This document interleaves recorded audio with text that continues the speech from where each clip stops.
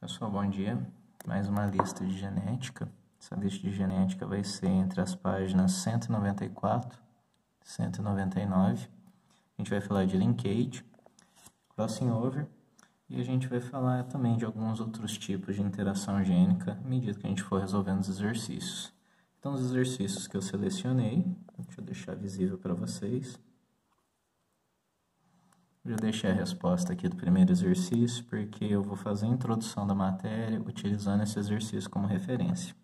Só que antes de fazer a leitura dele, vamos fazer uma síntese do que a gente viu até agora.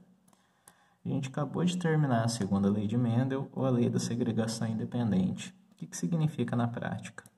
Aqui eu coloquei 2 cromossomos duplicados, aqui embaixo eu coloquei os gametas que eles vão fornecer. Aqui eu coloquei o gameta Bzão, Bzinho, Azão, Azinho. Esses gametas aqui, ó, eles estão independentes no braço cromossômico. Isso significa que eles vão se segregar, então, de forma independente. Segregando de forma independente, ao acaso, a gente vai observar o quê? Que a gente tem 4 gametas. Deixa eu colocar o bloquinho aqui embaixo. E esses 4 gametas vão segregar uma taxa de 25%, porque eles segregam de forma independente. A gente analisou alguns exercícios, né? A gente vai analisar mais também, né? Mas isso daqui já foi definido.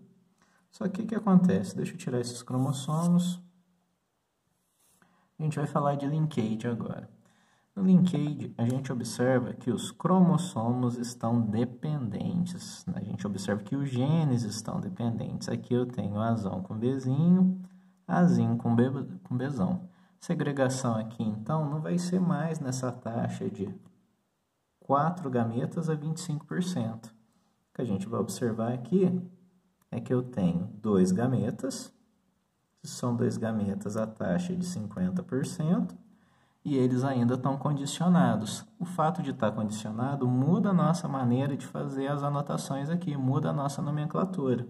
Eu tenho Azão Bzinho, Azinho Bzão.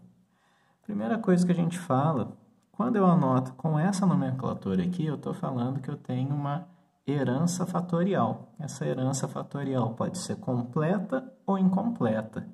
O primeiro cientista que estudou isso foi o Punnett, é o que faz esse chiqueirinho, esse jogo da velha que a gente faz os exercícios, mas o trabalho dele só foi concluído depois por Thomas Morgan, que fez o seu estudo com as drosófilas, as mosquinhas de banana, principalmente analisando a cor dos olhos dela. Mas o que é isso de herança fatorial completa? A gente não vai observar só esses 2 gametas, de acordo com a ligação aqui. A gente também consegue observar os outros gametas, que vão ser, respectivamente, Azão Bzão, Azinho Bzinho. Só que isso a gente vai observar numa taxa de recombinação. Daí a gente tira isso daqui, traz esse para cá. Até isso daqui era trabalho do Punnett. A partir daqui é trabalho do Morgan. Os 2 trabalhos se complementam. Morgan observou que o quê? Que no braço cromossômico dos cromossomos aqui vai ter uma troca de informação genética, e essa troca de informação genética ela tem que ser cada vez mais distante do centrômero. Pessoal, todos esses fenômenos aqui eles estão acontecendo na segregação da meiose. Durante a segregação da meiose, a gente observa o crossing over. No crossing over, a gente vai ver troca entre os braços cromossômicos aqui, braços cromossômicos. Basicamente é como eu desenhei aqui. Um pedacinho desse braço cromossômico preto veio para cá e do vermelho veio para cá. Nesse processo teve uma recombinação, a gente formou esses genes aqui. Isso daqui também vai ser transformado em matemática. Esses 2 primeiros aqui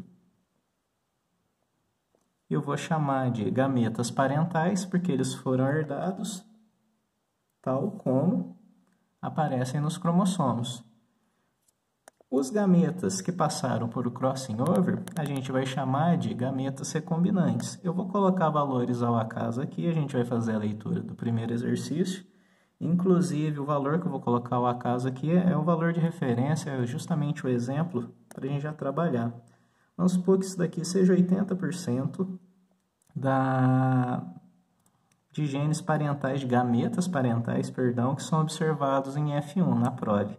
O que vai sobrar aqui? 20%.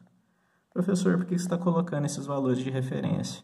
Aqui agora em leakage e crossing over, a gente vai observar que as proporções mendelianas não vão ser as mesmas, né? A gente não vai ter proporção mendeliana. A gente vai ter uma proporção que é chamada de taxa de recombinação, que é justamente essa taxa aqui. Essa taxa de recombinação ela não vai aparecer em porcentagem, como eu escrevi aqui. Ela vai aparecer como 20M, 20 morganídeos, em homenagem ao cientista, né, o Thomas Morgan, que trabalhou com as moscas drosófilas, ou vai aparecer como 20 UR, 20 unidades de recombinação. Por quê? Qual que é a explicação por trás disso? O Morgan diz que quanto mais distante do centrômero, maior a taxa de recombinação, e essa taxa de recombinação determina a proporção dos gametas que vão ser observados. Então, assim, eu posso colocar aqui em porcentagem, né, mas tem a unidade própria. Pessoal, esse daqui foi um exemplo genérico. Acho que a melhor maneira de trabalhar essa matéria é fazendo um exercício logo. Então, vou fazer aqui a leitura para vocês. Deixa eu só ajeitar a folhinha. Já coloquei a resposta, mas eu vou explicar para vocês. Um biólogo geneticista pesquisou a genética de uma espécie de moscas, a Drosophila melanogaster, considerando apenas 2 loci. Primeiro, o que seria o loci ou locus, depende do material, é a posição onde está o gene no cromossomo. Então, se tem um gene aqui, se tem um azinho ou um azão aqui que teve a troca, peraí, deixa eu voltar o foco, voltou. Aqui é o meu loci ou locus gênico. Vamos voltar com a leitura, deixa eu ver se está focado, tá? Locus 1, gene A dominante, o gene A recessivo. Locus 2, gene B dominante, o gene B recessivo. Teve um cruzamento de duplo homozigoto dominante com duplo homozigoto recessivo. A gente observa o que, segundo Mendel, 100% de heterozigotos, que quando cruzados entre si podem formar indivíduos com os genótipos mostrados no genograma a seguir. Aqui a gente está observando um quadro de Punnett com 16 opções. A gente vê a segregação independente aqui. A gente está falando, então, de segunda lei de Mendel. Ele observou a proporção genotípica 1, 2, 1, 2, 4, 2, 1, 2, 1. O que importa para a gente aqui em segunda lei de Mendel é a proporção fenotípica, né? Que é de 9, 3, 3, 1.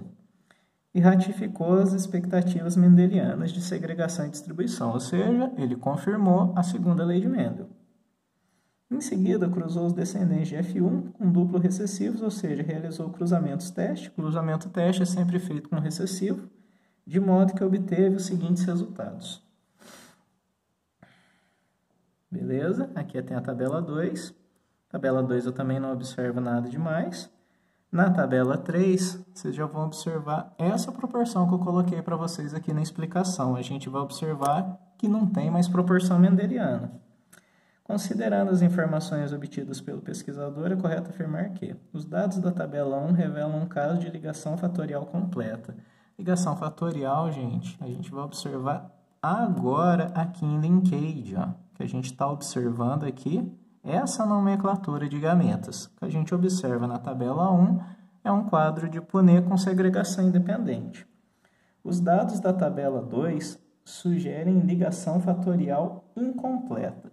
Gente, de novo, nessa tabela 2 aqui eu não tenho ligação fatorial. A tabela 3 indica ligação fatorial completa. Gente, para ter a ligação fatorial completa, eu tenho que ter todos os genótipos parentais apresentados aqui na progênese. Eu tenho aqui uma taxa de 20% deles. Esses 20% os recombinantes indica que tem uma ligação fatorial incompleta. Vamos ler a D. Os produtos meióticos da tabela 3 revelam a ocorrência de recombinação gênica. Pessoal, marquei C aqui, mas é D, vocês me perdoam. Que gera variabilidade nos tipos de células resultantes do processo meiótico. Então, gente, é justamente isso que está falando. Durante a meiose, aconteceu o fenômeno do crossing over aqui. Com o fenômeno do crossing over acontecendo, a gente observa que tem uma taxa de recombinantes que não vai aparecer. Deixa eu pegar aqui o papelzinho correto aqui. que não aparece aqui nos gametas. Opa, não está aparecendo na telinha. Que não aparece nos gametas parentais. Os gametas parentais são esses daqui são os recombinantes que aconteceram durante a meiose, durante a segregação na meiose. A proporção de gametas formados por um dihíbrido não indica se os genes estão ligados ou se eles segregam independente. Indicam sim, gente. Vou pegar mais uma vez a folha. Se eles segregam independente, a gente vê essa taxa de 4,25, né? Eu tenho 4 gametas, 25%. Se eles estão segregando de acordo com o crossing over, eu tenho uma maior quantidade de genes parentais semelhantes ao dos cromossomos herdados e a gente tem uma taxa de recombinação que indica a distância do cromossomo, a distância do gene, ou locus gênico, em relação ao centrômero. Gente, foi até bom ter corrigido isso daqui, que agora a explicação ficou até mais completa. A nossa, então, 1 vai ser D.